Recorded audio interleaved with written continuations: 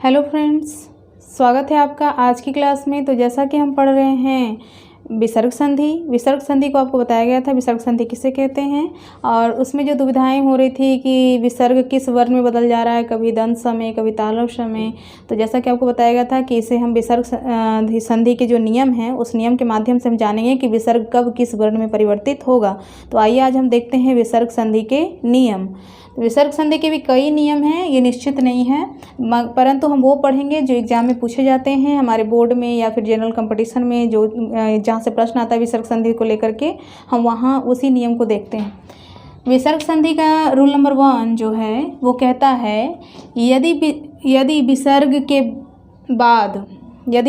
बाद यहाँ पे छूट गया है, यदि विसर्ग के बाद च या छ हो तो, विसर्ग के बाद च या छ हो तो, आप जान रहे हैं कि विसर्ग संधि है तो पहले शब्द का अंतिम वर्ण क्या होगा, विसर्ग होगा। विसर्ग चिन्ह होता है, आपको बताया गया वर्ण में, तो पहले शब्द का अंतिम वर्ण विसर्ग होगा, और विसर्ग के बाद यानी दूसरे शब्द का प्रथम वर्ण च या छ हो तो ये जो विसर्ग है वो बदल जाएगा आधा तालव्य श में। और यदि विसर्ग के बाद ट या ठ हो, विसर्ग के बाद यानी कि दूसरे शब्द का प्रथम वर्ण ट या ठ हो तो विसर्ग जो है वो मूर्धन्य श में बदल जाता है, आधा मूर्धन्य श में बदल जाता है। और यदि विसर्ग के बाद त या थ आ रहा हो यानी दूसरे शब्द का प्रथम वर्ण त या थ आ रहा हो तो विसर्ग जो है वो आधा दंत श में बदल जाता है। ये तो नियम हो गया थ्योरी। अब इसे उदाहरण के द्वारा हम अच्छे से समझ लेते हैं। देखिए, आप देख सकते हैं विसर्ग के बाद क्या रहे, च या छ रहे। यहाँ पे अगर च है तो भी तालव्य श में बदलेगा, अगर यहाँ पे छ रहेगा तो भी तालव्य श में बदलेगा। तो कौन बदलेगा, ना ये शब्द बदलेगा ना ये शब्द बदलेगा कौन, विसर्ग, क्योंकि विसर्ग संधि में विसर्ग में ही परिवर्तन होगा। तो यहाँ देख सकते हैं आप विसर्ग जो है वो बदल चुका है किसमें, तालव्य श में, आधा तालव्य श में। तो निह जोड़ चल क्या बन जाएगा, निश्चल। कब तालव्य श होगा, जब विसर्ग के बाद छ या छ होगा तब। अब आप देख सकते हैं यहाँ पे धनु जोड़ टंकार, तो विसर्ग है पहले शब्द का अंतिम वर्ण, यहाँ पे ट आ रहा है, तो यदि विसर्ग के बाद ट या ठ हो तो विसर्ग जो है वो आधा मूर्धन्य श में बदल जाता है। तो धनु जोड़ टंकार क्या हो जाएगा, धनुष टंकार। यहाँ देख सकते हैं विसर्ग के बाद त या थ रहे, यदि विसर्ग के बाद त या थ रहे तो विसर्ग जो है वो आधा दंत श में बदल जाता है। तो आप देख सकते हैं निह जोड़ तार क्या हो गया, निस्तार। देखिए बदला है ना, विसर्ग आधा दंत श में।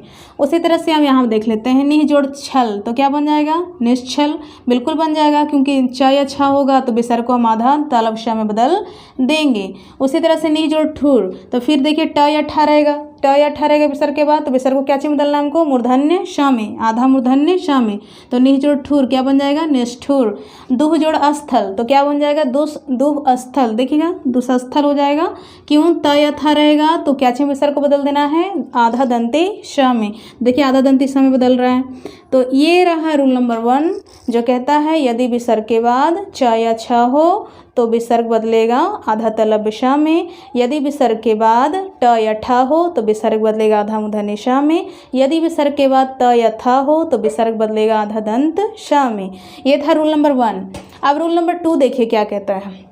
रूल नंबर 2 कहता है यदि विसर्ग के पहले अ हो, यानी जो विसर्ग लिखा हुआ है रहेगा मेरा अंत में, पहले शब्द का अंतिम वर्ण विसर्ग होगा और उसके पहले क्या हो, विसर्ग के पहले अ हो, और दूसरे शब्द का प्रथम वर्ण घोष व्यंजन वर्ण हो। अब ये देखिए घोष व्यंजन वर्ण या ह हो, तो यह आप यहाँ पे आ गया घोष व्यंजन वर्ण, जो कि वर्ण में पढ़ाया गया घोष व्यंजन वर्ण किसे कहते हैं। तो आप कृपया कर व्यंजन वर्णों को देख लें, वर्ण की वीडियो को देख लें ताकि आपको संधि पढ़ने में आसानी हो। घोष वर्ण आ गया, तो घोष वर्ण आपको बता देते हैं। प्रत्येक वर्ग का आपको बताया गया है स्पर्श व्यंजन वर्ण। स्पर्श व्यंजन वर्ण के 5 वर्ग होते हैं, कवर्ग, चवर्ग, तवर्ग और पवर्ग, 5 वर्ग होते हैं। तो प्रत्येक वर्ग का तीसरा, चौथा और 5वां वर्ण, यानी प्रत्येक वर्ग का ग, फिर हो गया ज, द, ऐसा प्रत्येक वर्ग का तीसरा, चौथा और 5वां वर्ण। उसके अलावा या, र, ल, व, ये हो गए या, र, ल, व, या फिर इसके अलावा स्वर वर्ण, इन सभी के समूह को क्या कहते हैं, घोष वर्ण कहते हैं। इन सभी के समूह को क्या कहते हैं, घोष वर्ण। घोष वर्ण की संख्या कुल 31 होती है, ये भी बताया गया आपको। तो घोषवर्ण क्या है, प्रत्येक वर्ग का यदि विसर्ग के बाद क्या होना चाहिए, दूसरे शब्द का प्रथम वर्ण क्या होना चाहिए यहाँ पे, या तो किसी वर्ग का तीसरा वर्ण या चौथा वर्ण या फिर पांचवा वर्ण या इसके अलावा कोई स्वर वर्ण या फिर य र ल व या फिर क्या होना चाहिए ह, इनमें से कोई भी हो तो विसर्ग जो है वो बदल जाता है ओ में। और ये बहुत ही महत्वपूर्ण नियम है, इससे कई बार प्रश्न आते हैं और आने वाले एग्जाम में पूछे जाएंगे ही जाएंगे। तो क्या होता है, कहता है यदि विसर्ग के पहले अ हो, शर्त है विसर्ग रहेगा उसके पहले अ होना चाहिए और विसर्ग के बाद किसी वर्ग का तीसरा चौथा या पांचवा वर्ण हो या तो कोई स्वर वर्ण हो या य र ल व ह हो, इनमें से कोई भी वर्ण हो तो क्या होगा, विसर्ग जो है वो ओ में बदल जाएगा। ये थ्योरी कहता है। अब इसके एग्जाम्पल के द्वारा, उदाहरण के द्वारा हम समझ लेते हैं। देखिएगा, आधा जोड़ गति, अब देख सकते हैं आप कि ये लिखा हुआ विसर्ग, अब विसर्ग के पहले धा है, धा में आ है कि नहीं, हाँ है। धा कैसे बना, आधा में ध जोड़ अ से, ऐसे ही बना ना। तो धा के पहले आ, सब में आ है, आ दिखता नहीं है, अगर कोई व्यंजन वर्ण पूरा लिखा हुआ है तो समझ जाएंगे हम कि वो क्या है, उसमें आ है मौजूद, है ना। अगर कोई व्यंजन वर्ण पूरा लिखा हुआ रहेगा तो हम समझ जाएंगे कि उसमें क्या है, आ मौजूद है, क्योंकि व्यंजन वर्णों को पूरा कौन करता है, अ स्वर वर्ण, वो दिखता नहीं है, पूरा है तो समझिएगा कि उसमें क्या है, अ व्यंजन वर्ण मौजूद है। तो धा पूरा लिखा हुआ तो यानी इसमें अ है, तो ये तो एक पहला रूल मेरा हो गया पालन। यहाँ पे भाई कह रहा है कि विसर्ग के पहले अ होना चाहिए, विसर्ग के पहले सब में अ है, चलो ठीक है। फिर कहता है दूसरे शब्द का प्रथम वर्ण घोष वर्ण होना चाहिए, तो घोष वर्ण तीसरा चौथा पांचवा वर्ण या फिर य र ल व ह या फिर कोई स्वर वर्ण होगा। तो देखिए तीसरा वर्ण आ रहा है, ये ग क ख ग, तीसरा वर्ण आ गया, तो यानी घोष वर्ण है यहाँ पे। तो क्या होगा, ई जो विसर्ग होगा ना वो बदल जाएगा ओ में, काची बदल जाएगा ओ, ये बिंदुआ हट जाएगा और क्या हो जाएगा, ओ हो जाएगा, इसके बदले क्या हो जाएगा, ओ। तो ध के पास विसर्ग को हटाएंगे, एकरा पर ओ की मात्रा उड़ा देंगे, तो आधा जोड़ गति क्या बन जाएगा, अधो गति। तो अब फिर देखिए वया जोड़ वृद्ध, अब यहाँ पे देखिए य र ल व आ रहा है ना, व विसर्ग के पहले तो आ है ही सब में, तो वया जोड़ वृद्ध क्या हो जाएगा, वयो वृद्ध। क्यों हो गया, क्योंकि व आ रहा है, व आ रहा है ना। अब देखिए यहाँ पे, अब फिर देखिए यहाँ पे विसर्ग के बाद क्या आ रहा है, द, क्या आ रहा है, द, त थ द, तवर्ग का तीसरा वर्ण आया ना, तो फिर से क्या करेंगे, विसर्ग को हटा देंगे और हटा के कोची की मात्रा लगाएंगे, ओ की। तो यसह जोड़ दा क्या हो जाता है, यशोदा। कई एग्जाम्स में पूछे गए हैं, कई बार पूछे गए हैं। मनः जोड़ योग, तब देखिए यहाँ पे विसर्ग के बाद यह आ गया, तो य र ल व, आपको बता रहे हैं घोष वर्ण में आते हैं य र ल व, तो देखिएगा यहाँ पे यह आ गया, तो फिर क्या करेंगे, विसर्ग को हटा देंगे और फिर कौची की मात्रा, ओ की मात्रा में विसर्ग बदल जाएगा। तो मनः जोड़ योग क्या बनेगा, मनोयोग। फिर देखिए मना जोड़ हर, देखिए ह लिखा हुआ है रूल में, ह विसर्ग के बाद ह हो, विसर्ग के पहले अ हो, तो विसर्ग कोची बदलेगा, ओ में। तो देखिए फिर से विसर्ग बदल जाएगा ओ में, तो मनः जोड़ हर क्या बन जाएगा, मनोहर।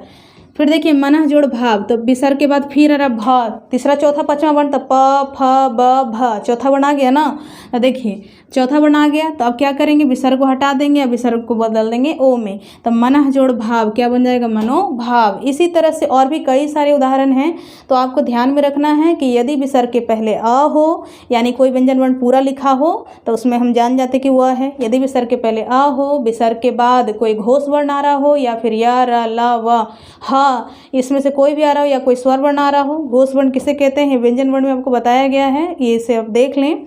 घोष वर्ण आ रहा हो तो हम क्या करेंगे कि विसर्ग को ओ में बदल देंगे और इस तरह से इन शब्दों के बीच में परिवर्तन होता है। रूल नंबर 2 भी हो गया। अब देखते हैं रूल नंबर 3। नियम हमारा 3 जो विसर्ग संधि का है वो कहता है यदि विसर्ग के बाद यानी विसर्ग संधि है तो पहले शब्द का अंतिम वर्ण मेरा विसर्ग रहेगा। यदि विसर्ग के बाद त, तालव श या दंत स इन तीनों में से कोई भी आए, त, तालव श या दंत स इन तीनों में से कोई भी आए तो त और दंती स के बदले क्या हो जाता है, आधा दंती स हो जाता है। क्या होता है, आधा दंती स, मतलब त रहेगा तो त के पहले आधा दंती स लिखेंगे। अगर दंती स रहेगा पूरा तो दंती स के पहले क्या करेंगे, आधा दंती स लिखेंगे। और अगर तालव श हो तो तालव स के बदले आधा तालव श लिखाता है। ये रूल नंबर 3 हो गया। इसे उदाहरण के द्वारा अच्छे से समझ लेते हैं। कहता है नमः जोड़ते, अब देख लीजिए, आप देख सकते हैं विसर्ग के बाद ता आ गया ना, तो इता के पहले ता के बदले कुछ लिखना है हमको, पहले आधा दंती स। तो देखिए नम लिख दिए, और विसर्ग के बदले हम लिखेंगे आधा दंती स, क्योंकि विसर्ग के बाद कुछ आ रहा है ते। तो नमः जोड़ ते क्या हो जाता है, नमस्ते। बहुत बार पूछा गया एग्जाम में। निह जोड़ संतान, तो अब देखिए यहाँ पे विसर्ग के बाद दंती स आ रहा है, तो दंती स आएगा तो दंती स आएगा, तो उसके बदले में विसर्ग कुछ ही बदल जाता है आधा दंती स में। तो निह जोड़ संतान क्या बन जाएगा, निसंतान। ठीक है। निह जोड़ तेज, तब देखिए विसर्ग के बाद फिर आ गया ता, तब विसर्ग के बाद अगर ता आया, दंती सा आया, तलबी सा आया, तो ता और दंती सा के बदले विसर्ग जो है वो बदल जाता है आधा दंती सा में, और तलबी सा के बदले आधा तलबी श में। तो क्या फिर से यहाँ पे लिख देंगे तेज के पहले आधा दंती श, तो बन जाएगा क्या, निह जोड़ तेज निस्तेज। दुह जोड़ शासन, अभी देखिए आ गया ना तालब श विसर्ग के बाद, तो ये तालब श के पहले विसर्ग जो है वो बदलेगा आधा तलबी श में, तो दुस जोड़ शासन दुशासन, दुह जोड़ शासन दुशासन। तो इस तरह से शब्द बदलते हैं, और ये जितने भी आपके 3 नियम बताए गए हैं इससे एग्जाम में आते हैं प्रश्न। विसर्ग संधि के ये कुछ महत्वपूर्ण नियम हैं जहाँ से प्रश्न पूछे जाते हैं, तो इसे आप ध्यान से 1 से 2 बार जरूर देखें। और यदि आपने पूरे हिंदी व्याकरण के टॉपिक शुरू से नहीं देखा है तो लेक्चर 1 से इसे देखें, ताकि आपको व्याकरण अच्छे से समझ में आए। धन्यवाद, आज के लिए इतना ही।